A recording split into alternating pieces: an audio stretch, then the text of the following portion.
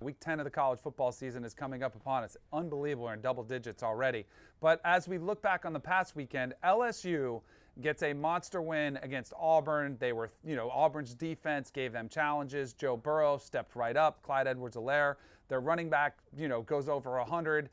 They showed me they're capable of physically handing Alabama, which is going to happen in a couple weeks as they both have a bye week, Bama and LSU, before that game of the century when it should be 1 versus 2 when they square off. But for me, that was yet another test that LSU kind of passed going into that game where their defense has been a little bit suspect, a little bit shaky, and they came up with the big stops that they wanted to. And then Joe Burrow, who is going to win your Heisman Trophy in 2019, Raja, I'm telling you, he showed to me some of his toughness that we've been talking a lot about his passing stats, but he took some shots in that game, didn't faze him one bit. And that's one of my favorite things about any quarterback is anybody can do it when there's a clean pocket, guys are wide open, you can execute. There's a lot of guys that can do that. The great quarterbacks, when they get knocked down, when they're getting sacked a bunch, when they're getting pressures, it doesn't faze them one bit. And that's me what Joe Burrow is doing for LSU this season. Yeah, we talked about this when the season started, and you were projecting possible Heisman hopefuls and what their teams were going to do. And I don't know why, but I said LSU kind of is that one team that physically, when I look at them over the last few years, the type of guy that they get in there and the type of pro that they put out, they could match up with Alabama. The problem was that they couldn't ever really get it figured out on the offensive side of the ball, especially from the quarterback position. With all of that figured out, I can't wait for the game, Danny. Like there are very few games outside of Hurricane games that I am trying to figure out where I'm going to watch it, what I'm going to be doing, like how I'm not going to be bothered so I can rewind it when I want to. This one, I will be sitting somewhere to watch it because it's going to be fascinating. I think LSU has a real shot to beat them, especially if Tua's compromised. Yeah, exactly. So 2 weeks, November 9th, 3:30 CBS, that'll be on. We'll all be in front of our couches to watch that one to see what transpires there. So LSU, with that win over Auburn, they jumped to number 1 in the AP Top 25 poll, which I don't have a problem with. LSU's resume has been fantastic. I have Clemson number 1. I feel like the defending champ deserves that spot. They've continued to throttle their opponents. They had another big win against BC, but their schedule's killing them. They're saying, all right, who have you beaten? LSU wins over Texas, now Auburn, Florida. Like, their resume is really, really impressive. My bigger beef is who's at number 2. So it's Alabama is 2, Ohio State is 3rd. That would be my issue. If you want to go who's looked the best, who has the best resume, then the number 2 team or even number 1 team really should be Ohio State, who throttled Wisconsin this past weekend. Another big test for them, but they have looked the part. Best team as far as execution, week in, week out. They've had the offensive side going. They've had the defensive side going. Special teams, any phase of their game, they have looked complete. And what's scary about them, because they were left out of the playoff last year, feels like Ryan Day has this team playing angry. They're on a mission. They're saying, you know what, we're not leaving it up to any committee. We're going to go undefeated. We're going to run the table. We're going to win the Big Ten, and then we're going to try to win the national championship. That to me is the mindset that Ohio State has and they're playing with, which is a scary thought for everybody on their schedule.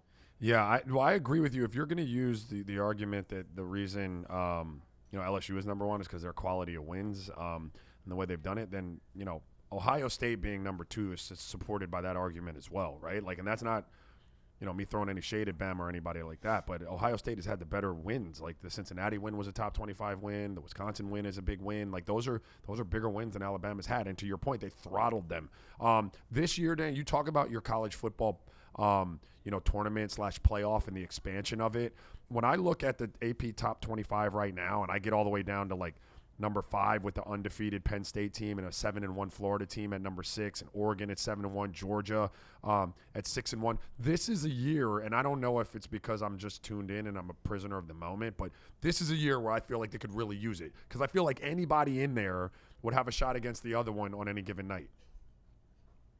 I love it because you are going right where I wanted you to go. It is. And yes, there would be some years where Bama and Clemson look head and shoulders above everybody else. But it's college football. We see upsets happen all the time. We saw Wisconsin beat by Illinois, who was, was a 28-point favorite. Wisconsin was in that game. Upsets happen as much. I think sometimes we assume way too much, especially in college football, like, oh, they're that much better. There's no chance they'll lose.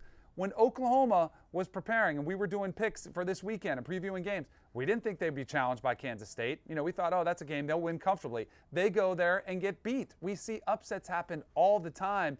And even in those years when those teams do look elite and it looks like there's only 4 teams who are playoff worthy, we make that assumption. I don't think we can guarantee it. I think there's always at least 8 teams that could go out and potentially win a national championship. And this year especially, that field is looking deeper.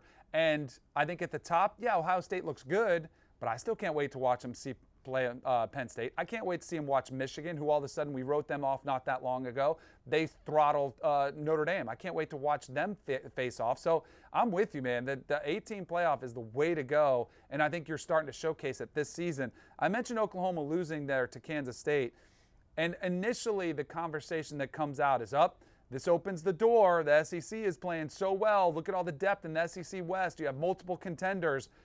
So the conversation always goes to the national narrative becomes, oh, this opens up the door for the SEC to have 2 teams in the college football playoff.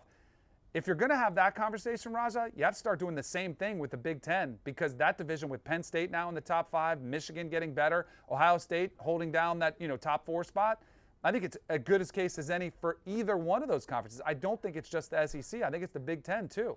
Yeah, I was thinking the same thing before you just talked about it, and we were on the break, and I was looking at it, and I was like, if you, I mean, that's only fair, right? And I get, like, traditionally and historically, over the last, I don't know however many years, the SEC's been where it's at. But when we're talking about this year, baby, we're talking about this college playoff season and football season, and it looks like at least the top of the Big Ten has the chops just like the top of the SEC. So if you're going to open the conversation for one, I support opening the conversation for the other one. And look, the Oklahoma loss, Danny, this goes to what we were talking about before.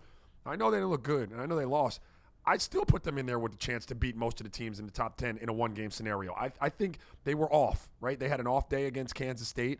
Sure, there are probably some flaws in who they are as a team, but you can find a flaw in any college football team, outside of maybe 1 or 2 historically speaking. And so I'm not ready to write them off either. But in terms of the national championship conversation, I agree with you in the Big Ten having to have that conversation about them just like you do with the SEC. A lot of people want to write off Oklahoma and the big picture, say, oh, that's it, they're done in the playoff. I still think if they run the table and they win the Big 12 and that's their only loss is on the road in a game which they almost had an onside kick to come back, it was only by a touchdown, I think they're still in the conversation. People don't want to admit it now, but I think they're absolutely still there.